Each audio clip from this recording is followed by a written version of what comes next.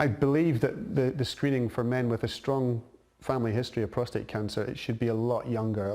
It's logical to me that why would you not just get the test a little bit earlier, catch it before you need to have any major treatment. So it's, yeah, to me it seems a no-brainer. You know, why would they not allow more men to just go in and get a blood test? Is that something you think you might be able to change?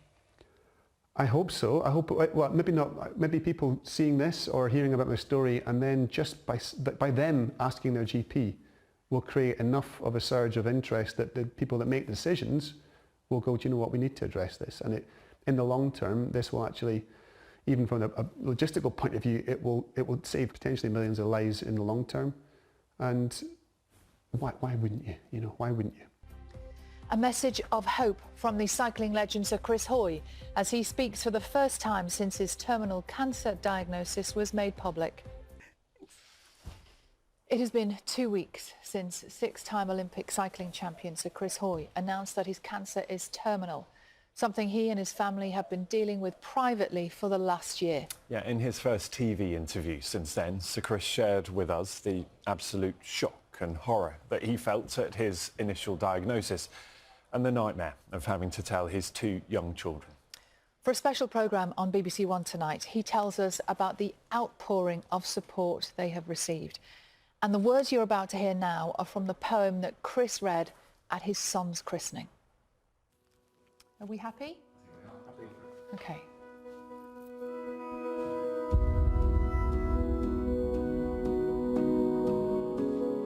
Follow Your Dreams by Jim Boswell. When others say it's hopeless and it really can't be done, when they tell you it's all over, it's a race that can't be won. Where's your medal? In my pocket, actually. Get it out, come on. And they promise you could spend your life just lying in the sun. One of the fastest over one lap in the world. Really, it's about preparing for Athens. Follow your dreams, boy. Follow your dreams. Chris Hoy is the Olympic champion. You should listen to the counsel of the people that you trust. Don't be turned aside just because they might get fussed. You live the life that in your heart you know you really must. The Olympics is everything. Follow your dreams, boy. Follow your dreams. Oh, he's got it! Bizarre feeling to be standing here with 3 Olympic gold medals on my neck. There is nothing you can't conquer if you believe you can. No mountains you can't straddle. No oceans you can't span. Just conjure up a vision and set yourself a plan. Chris Hoy gets the gold medal! I left it a bit late, didn't I? He becomes the greatest British Olympian. Follow your dreams, boy. Follow your dreams.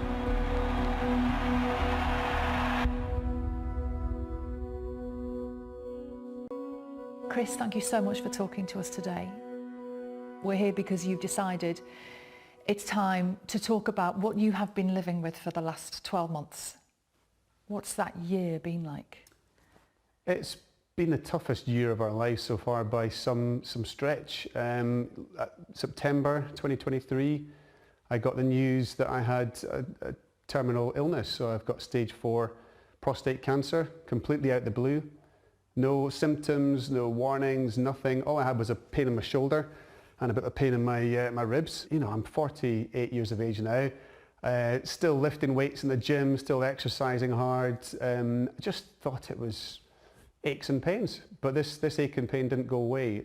And eventually they suggested go for a scan. I assumed it was going to be tendinitis or something, you know, and it was just going to be lay off weights or lay off cycling for a wee while and get some treatment and it'll be fine. So I went to get a scan, went there by myself, normal sort of routine thing to do, get a scan, and when the scan result came back, it was a tumour, and it was the biggest shock of my life. I remember the feeling of just absolute horror and shock, and almost seeing the reflection in the doctor's face as well. He was pretty shocked too. I don't think that was a common thing to happen. And from then, you know, appointments and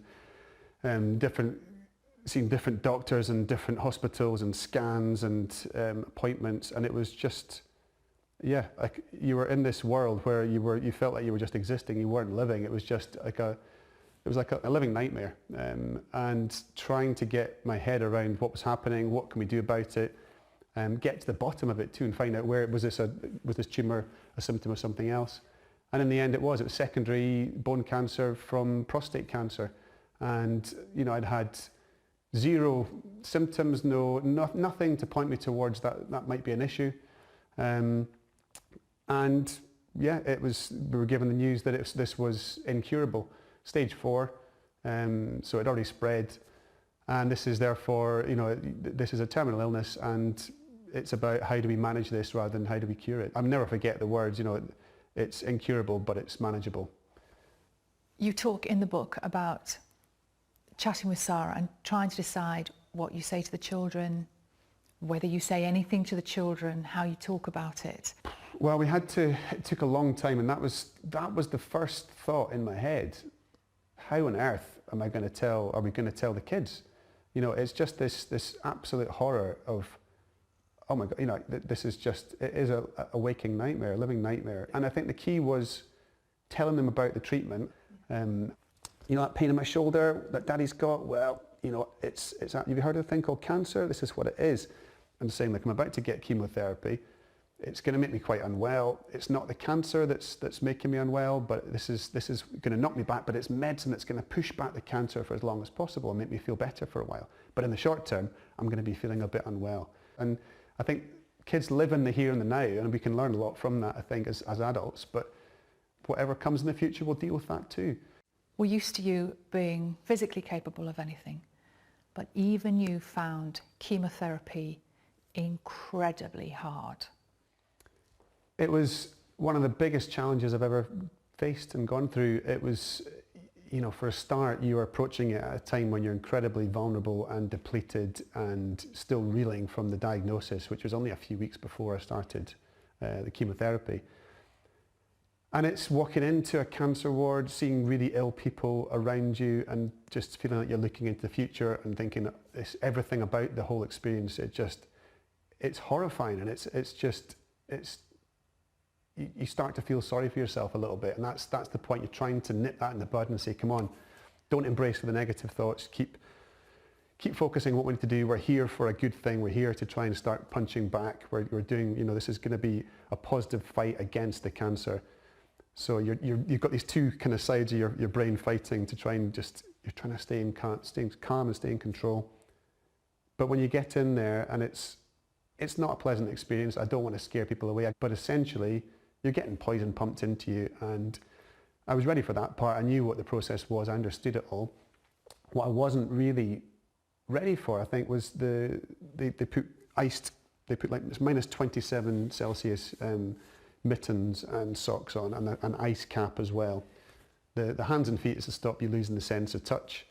For your head, it's to prevent hair loss or to minimise hair loss. And I wasn't that fussed about, I've not got much hair anyway. I wasn't fussed if I lost it. I thought that's a small price to pay. But my son, Callum was quite worried about what might happen. Are you going to lose your hair? I think he was worried about what it'd be like if I just suddenly turned up to pick him up at school with no hair, and it might be a shock for him. So for him, I thought, well, this is something I want to do, and it's important to do.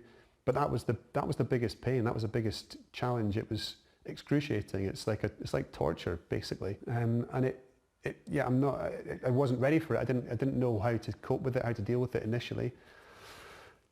But in the end, I brought it back to there were two motivating factors. One was Callum, doing it for Callum, and the other was I thought about my great uncle Andy, who was a prisoner of war in Japan, and the things that he went through and how he managed to deal with that whole experience physically and mentally. And I remember just thinking, I'm sitting here in a warm hospital room with a cold cap on my head. Come on, I know this is going to end. It's going to end in a couple of hours' time. This isn't that bad. It seems horrendous when you think, oh, this is 2 more hours, I can't cope. Don't do it for 2 hours, do it for 1 minute. The strategy was just take it one step at a time. Just deal with the next minute. Just watch that seconds hand go round the clock. If you can do 1 more minute, that's all you need to do. And then when it gets round to the end of the minute, you do it again. I don't think we necessarily give ourselves enough credit for what we're able to deal with. And as humans, we can tolerate a lot of difficulty and stress. And it puts into perspective riding bikes, for a living. You'd sort of realise, God, that was just a bit of fun, really. looking back now, my grandpa died from prostate cancer, my dad has had it, has been treated for it. So it is a genetic thing, it is in the family, but it can happen to anybody, and it's not necessarily for old men, and 1 in 8 men will have prostate cancer in their life at some point, but if you've got family history of it, like I have, if you're over the age of 45, go and ask your doctor. I am sure you have been inundated with messages. What messages are you getting? So many messages, and it's genuinely overwhelming. It's hard to take it on board. It's very emotional replying to all the messages that come in. People you haven't spoken to since you were at school, for years and years. People from cycling, people you've worked with. So I've been telling everybody, get your bikes out the garage, get the chains oiled. We're going to be doing a charity ride next year called the Tour de Four. I want to hopefully to be as many people who have stage 4 cancers of all sorts that might want to come and get involved with the ride or be there at the event at the end. I'm hoping it's a ride that anyone with a bike can do. It's about 40 miles, so it's not easy, but it's not a huge challenge. And we're planning to have it from Glasgow to Edinburgh. So, it's finishing in my hometown, leaving from my velodrome in Glasgow, and then arriving into Edinburgh. So it's to try and change the perspective of stage 4 cancers and make people realise, you know what, this is what stage 4 cancer is right now. Yeah. Many people can still have very full and happy lives and healthy lives dealing with it. If somebody's watching this right now who's just had a horrendous diagnosis like me, to sort of look and think, well, blimey, I didn't think you could look like that or still be living a full life a year on from getting that diagnosis. Well, I'm not the only one, and I'm not saying everybody's in the same boat, but there's hope out there.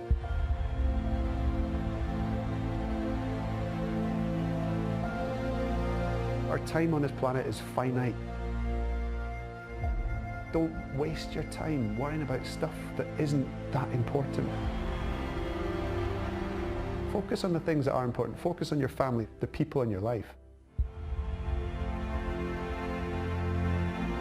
That thing that you've always planned to do one day, why not do it today?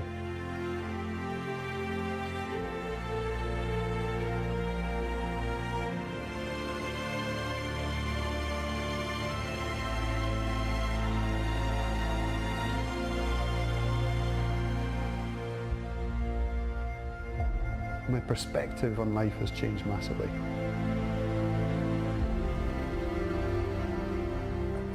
I am more thankful, I'm more grateful for each day.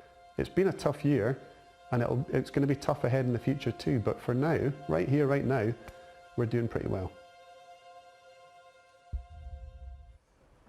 What an incredible man he is.